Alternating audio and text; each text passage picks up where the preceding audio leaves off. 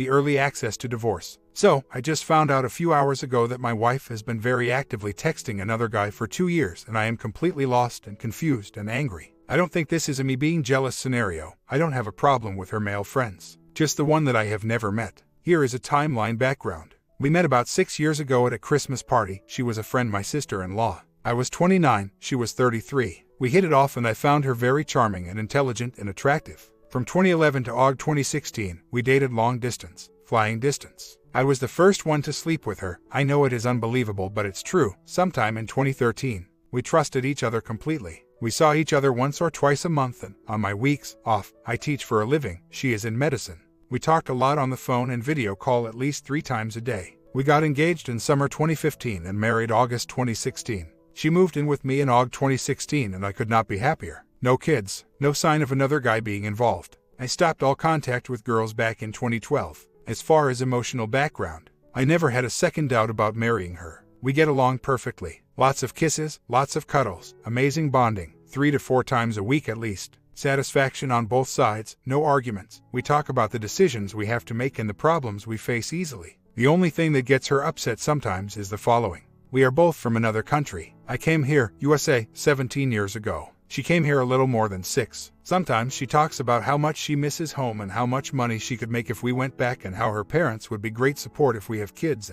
In general, she would prefer to be back in our country if it was not for me, and we have talked about this many times. The result being that she would rather stay here with me and build a future. Mostly because I would not have a career if I went back, and starting from zero in a third world country is not the smartest idea. The atmosphere in the house is great. We cook together, we go shopping, hiking, visit friends, just cuddle, lots of laughs and silliness and anything you would think a normal healthy relationship should be like. She does spend a lot of time on her phone, and I know she is a social person with a lot of friends from high school and college and family, men and women, that she is actively in touch with on the daily basis. And I have no problems with it. She tells me about all the conversations she has with everyone. Except, this morning she wanted to go grocery shopping. I stayed home to prepare for a meeting in the afternoon. I got on the computer we share, and right as I was going to close her Facebook page, she got a message from a guy saying, "I really miss your beautiful face. Where are you, my angel?" I have trusted her completely for 7 years. Never asked why she was late from work, never asked who this guy is liking her pics, never checked her Facebook or text or emails or anything in that nature. Complete trust. I knew I love her. I knew she loves me, and she has proven she loves me. So there has never been any reason to worry. So, when I saw a guy sending a lovey-dovey message to my wife, I could not ignore it.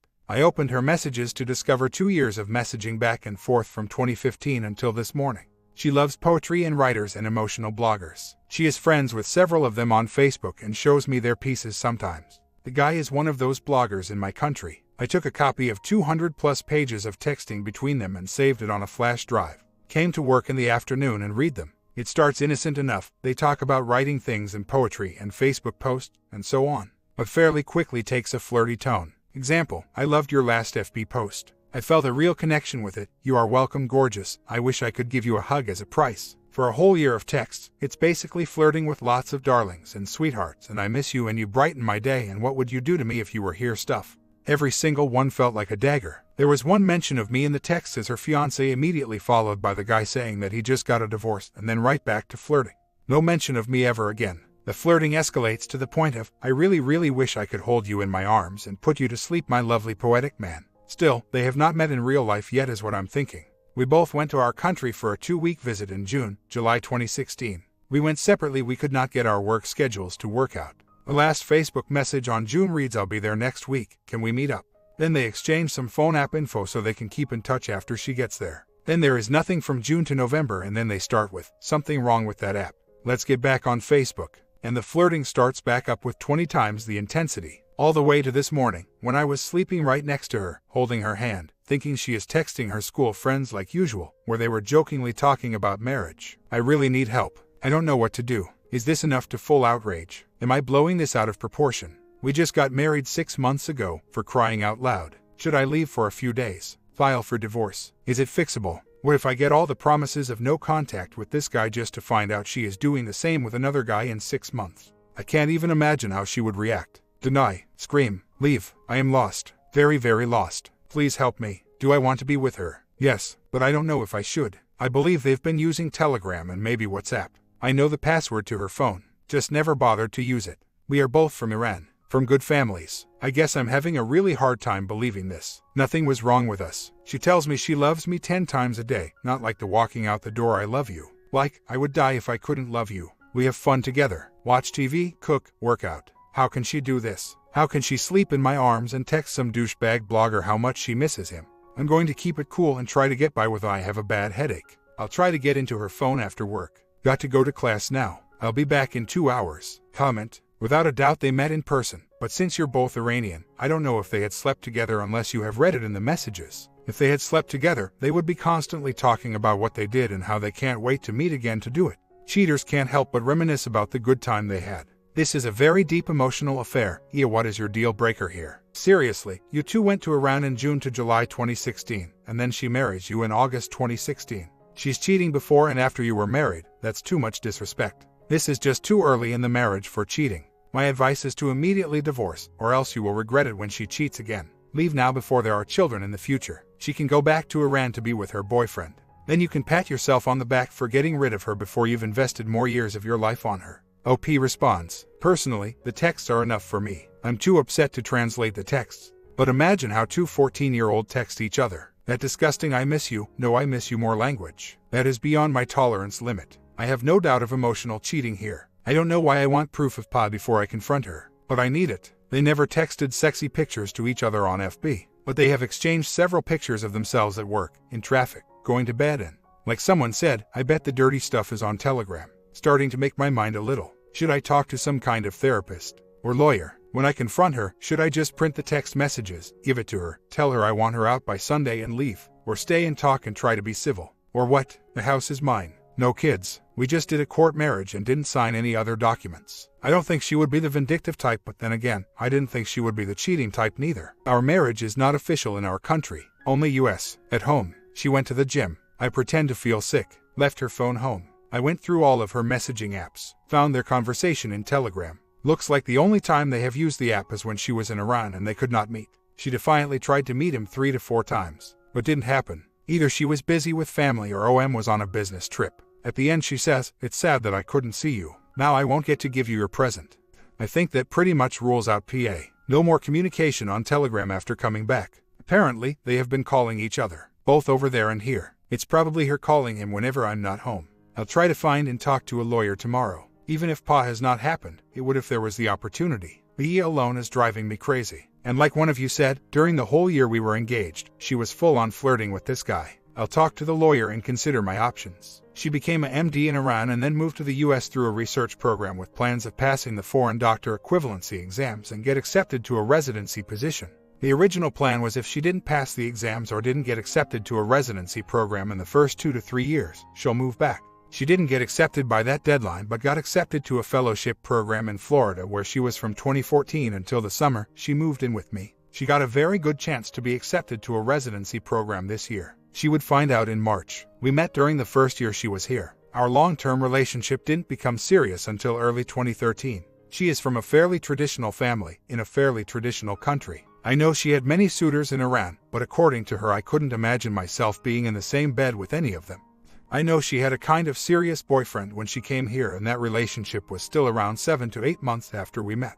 I do know she tried to date an American colleague of hers the first year she was here, slipped out of one of her friends. It didn't really bother me. It was the first year. I was still talking to some girls too. I am about 35 and she is about 39. Yes, the clock is ticking. We do talk about kids 1 to 2 times a week. I'm 65% kids, she is 85% no kids. We planned on wherever she gets accepted to a residency program, I'll move in with her and we'll have a kid. I can't look at her the same way anymore. The past 2 days has been painful trying to talk. She knows something is wrong but I keep saying it's work stress and headache. But she knows something is wrong. We have talked about the main earner issue. She doesn't care about money all that much and she always says she loves my job. I'm a department chair at a local college. It leaves more time to spend at home. But what do I know? I don't even know who I'm talking to when I go home. Haven't told anyone yet. I'm a citizen. She's on green card. I made an appointment with a divorce lawyer in 2 hours. I'm conflicted between options. 1. Go home. Drop a copy of the texts on the table. Tell her how I can't live a lifelong of suspicion and don't know how she can make this right. And give her a week to leave the house, she has a lot of stuff, while I go to a motel. 2. Get the divorce papers and go with the fear of God. If you do this again, I'll do blah blah blah, and if I find you even send a hi to someone like this, I'll do blah blah.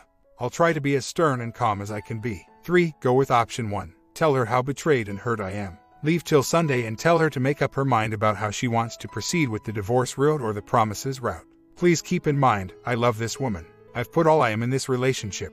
I was willing to do anything necessary to be with her. Whether if it's fighting my family, upsetting my brother, moving to another city or country, anything. It's very tough to not consider a second chance. I don't believe she doesn't love me. I don't believe she just doesn't care. She has proven herself many times. But on the other hand, this affair has cut me deep. Very deep. No, it sounds like I'm trying to convince myself to stay. And I'm sure many of you have been in this position. But it's unbelievably hard to decide to throw it all away. I guess for option 3, should I even give her the option to decide? Comment. From what you've said, I think she is homesick and would prefer to live in her home country. She thus romanticizes the life there, including a potential life with this OM. It's pure fantasy, though, in that she only knows him virtually, and her rainbow, unicorn land delusion is heightened by her homesickness. The fantasy of an A is bad enough, but I suspect hers is seriously intensified by 1. The fact that she gets to imagine so much about him, she doesn't know him in person. And 2, he's an artist type from the culture that she so badly wants to return to. This is a very bad betrayal, in my opinion.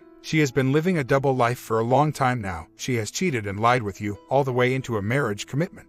The dishonesty is breathtaking and, for me, a deal breaker. At the same time, I think she will crash hard when her fantasy on steroids implodes, as it almost certainly will. I hope you will try hard to separate your knowledge about what is right and best for you from your feelings for her when she crashes. It is your life, after all. She is not good marriage material and has already blown up your life. If you are looking out for your own future, you won't let it happen again with her. So sorry. OP responds. Talk to a lawyer today. I'm mostly secure financially since we have not bought anything significant since August. There is no marriage annulment in my state for my case, since I don't have an absolute proof of indecent physical conduct no matter what the texts say. Pretty much got to go through divorce. It is possible for to separate, then after a year of separation one can file for divorce. No need for court. Cheapest option. I have a lot of thinking to do. Every minute is difficult trying to pretend nothing is wrong. And my behavior definitely shows it even after headache and work issues. The timeline of this is what bothers me the most. I wouldn't have this much of a problem with it if it happened 3 years ago. I would have thought, well, she is a young, good-looking doctor. Of course, she keeps her options open until she is sure. I have to be better than the others. If I'm no better than some online, I'll tell you what you want to hear. Blogger, it is partially my fault and I would consider more lenient reconciliation options. I wouldn't have this much of a problem with it if it happened 3 years from now.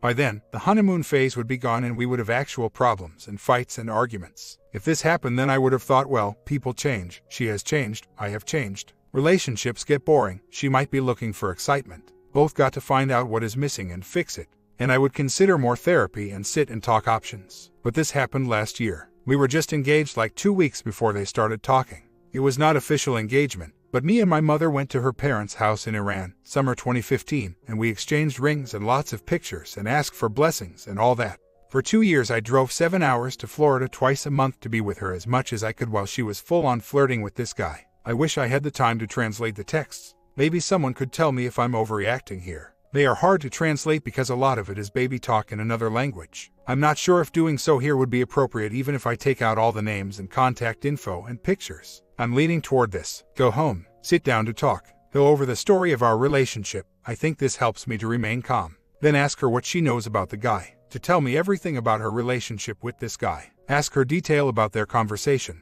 Ask her how she would describe their conversations. Ask her about the timeline. Basically, to figure out how much she is willing to lie and how much she is willing to save this by telling the truth. However, she responds, the next part remains. After I get all I can from her, I'll tell her, I love you, I put all I am in this relationship. But at this time, I do not see a reason why I should stay. I've been deeply hurt and I don't know if I can ever recover. I'll leave the house until Monday after work. You are either gone by then, or you convince me to stay. You figure out how.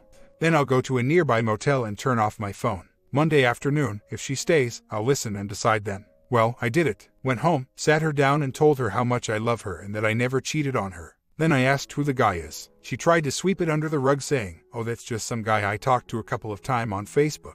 Is that why you've been upset the past 2 days? So I remained stern and drilled her. She tried to deny and sweep and basically minimize the damage. But as I started telling her more detail about her conversation with the guy, she started to get nervous. I told her twice that our marriage depends on her honesty. Still, she tried to minimize the damage and didn't tell the truth about when the last communication was. So, I stood up and said I'm leaving until Monday after work. You are either gone by then or you convince me to stay. That's when she broke down. I guess at the moment she realized I'm a lot more than just mad. I went upstairs to get my backpack while she cried. After I came down, she begged me to stay. She was on the floor crying her heart out and saying she doesn't know how she can be this stupid. I tried to go through the door, but she stood there and forced me to stay and talk. It was gut-wrenching watching the tears fall from her face. Tried my best to not break down myself. Hardest thing I have ever done emotionally. She started to admit she was wrong and stupid. How they have never met, and I can check all her social media. How she can't believe herself and would never forgive herself. How she knows I'll never forgive her. How she has never done anything like this before and promised she will never again.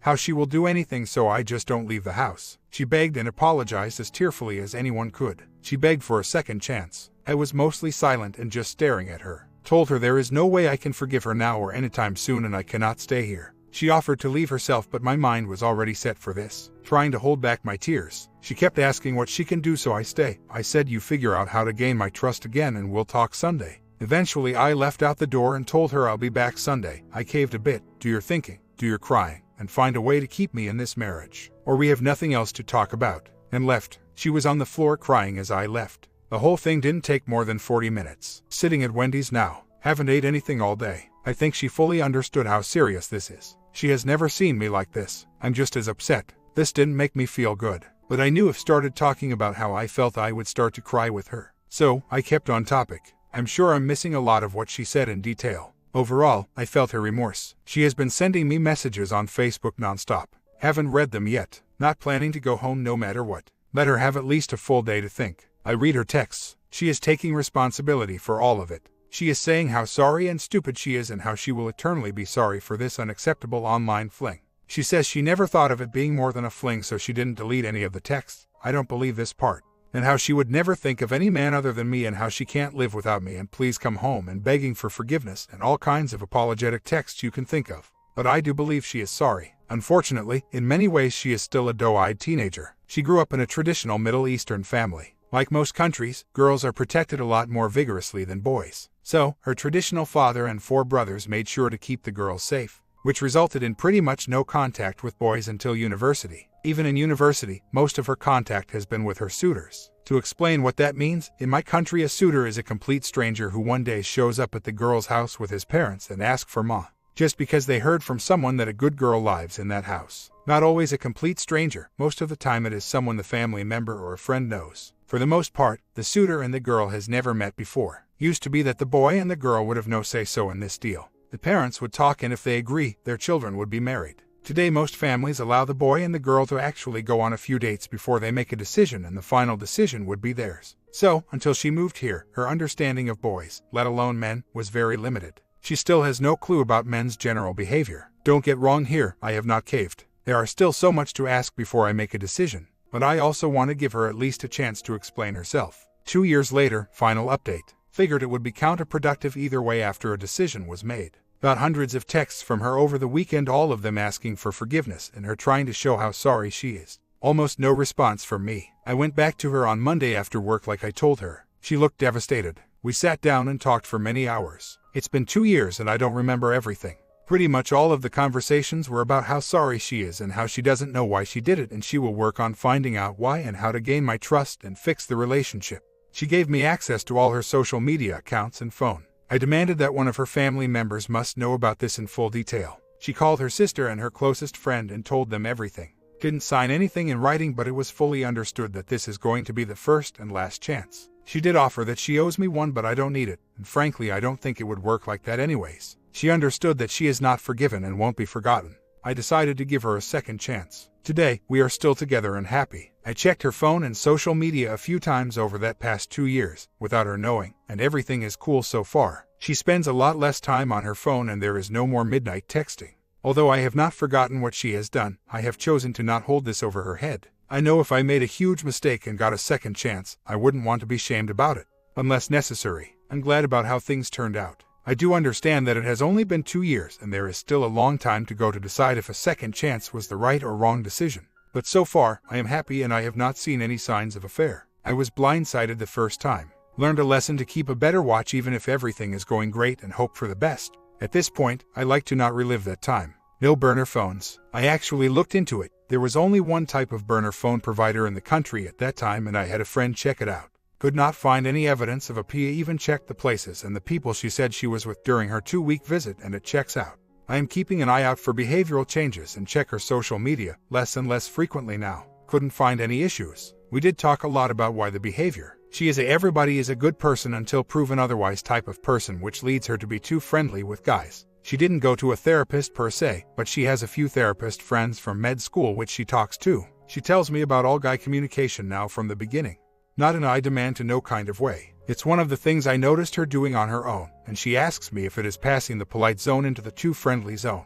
I believe she is working on it and figuring it out. My comment: one thing you mentioned in your first part was that your wife had a lot of male friends and you didn't mind, since she demonstrated poor boundaries and a need for romantic attention outside of marriage. I hope you have put limits on opposite gender friendships since the discovery. Whatever happens, always be vigilant. A short story too. So I've been married for 12-odd years with 2 beautiful children. Last year I met someone, single girl, through work who I started to get along with very, very well and developed a ready strong friendship with her. She moved to another job since the start of the year, being a contractor, but still, we have a strong friendship. We talk almost every day, text often, and I see her a few times a week, either for a coffee or hang at her place. Still, this is strictly a friendship only with single girl, but I feel we still have more in common than my wife and I do, which is concerning. Even though I don't want anything to happen between me and single girl, well, I don't think I do. I still really enjoy her company and feel really bad that if I had the choice, feel like I would want to spend more time with her. I don't let my time away from home affect my wife and kids. I'm always there when I need to be there and want to be there. It's just some free time I have, it would pop out and hang with her. I've been trying to encourage single girl to see guys, so she can be happy with someone, which she is actively doing. But I'm starting to get a little, maybe more than a little, jealous. Not that she's talking to other guys, but that she's spending less time with me. This is extremely wrong. I know, I have a beautiful family at home. My wife knows I'm really good friends with single girl. She's even come over to our house for dinner, and at first my wife was uncomfortable that I have a friendship with another girl, but she's now okay with it.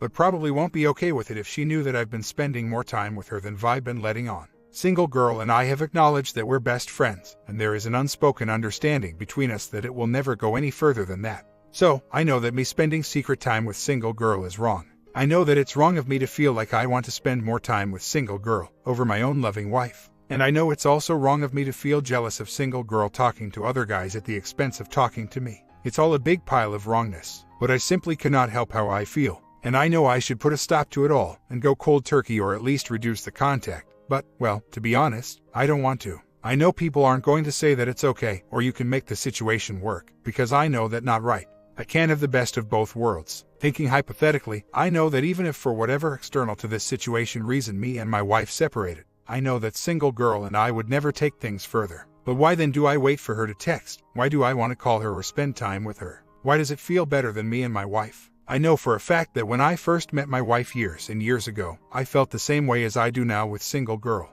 I've been mulling things over about all this for months and months. I know that to me, common interest is important, and also personal pride and appearance. I can't blame my wife for the latter, because I know, having 2 kids is bloody hard on the mind and body. But thinking about it, we've never really had the common interest part, which makes this situation hard, because single girl and I have plenty of common interests. And she also very much takes pride in her appearance. These 2 things make me feel rotten knowing that they're the reason why I like spending more time with single girl than with my wife. I really want the mojo between wifey and I to come back, like the good old day, but I don't know how, even after reading lots about it. Is it an inner core issue? Anyway, I've been ranting about all this, but you have probably seen it all before. But either way, wouldn't mind getting some thoughts on the matter. My comment: the single girl gives you validation that you are still an attractive person perhaps. Meanwhile, life at home with the wife and kids is difficult. You may have zero physical intentions to cheat right now, but what happens if you and your wife start running into problems? Will you go running to Mr. Single and tell her how difficult things are? And that's probably how most affairs start. If you really want to get the mojo back with your wife, please end this friendship with this single lady and start to concentrate on wooing your wife, like you did before marriage, before kids. And it would be interesting to see what age this single lady is. If she's older, she may not be so amazing, because if she was, she'd have a boyfriend and not be hanging out with married men. Think about it. Is there any reason why she can't get a single guy?